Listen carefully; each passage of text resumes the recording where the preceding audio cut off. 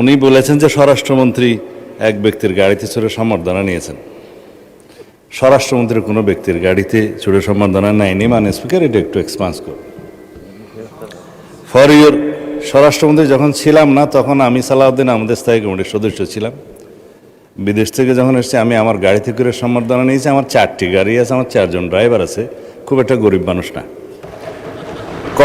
কক্সবাজার যখন আমি গিয়েছি লক্ষ লোকের সমাবেশ হয়েছিল, কোনো গাড়ি বিমানবন্দরে তেমন ঢোকার সুযোগ হয়নি।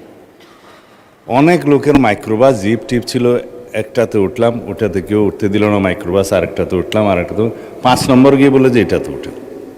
পরে দেখা গেলো সেটা একটা কোনো ব্যক্তির নামে না, 17-18 বছর আগের গাড়ি, সেটা ট্রান্সফার হয়েছে যার নামে।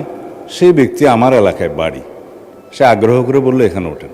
ওখানে আমার উচ্ছেদে বহু দামি গাড়ি উপস্থিত ছিল কিন্তু পৌঁছাতে পারেনি। সেটা আমি জনগণের সামনে, দেশবাসীর সামনে তারপরেও দুঃখ প্রকাশ বলেছি এটা আমার ভুল হয়েছে যে আমি অন্য কোনো গাড়িতে উঠতে যেয়ে এই গাড়িতে আমার সমর্থকরা উঠিয়েছে, এবং সেটা কোনো ব্যক্তির নামে গাড়ি না। তারপরেও যদি এটা ভুল হয়ে থাকে আমি জাতির সামনে দুঃখ প্রকাশ করেছিলাম, কিন্তু সেটা ক্লিয়ার হয়ে গেছে ওই সময়। সেটা একটা পুরাতন ইস্যু, এবং সেটা আমার মনে হয় মানে স্পিকার আপনি এক্সপান্স করতে পারেন, এটা আমার অনুরোধ।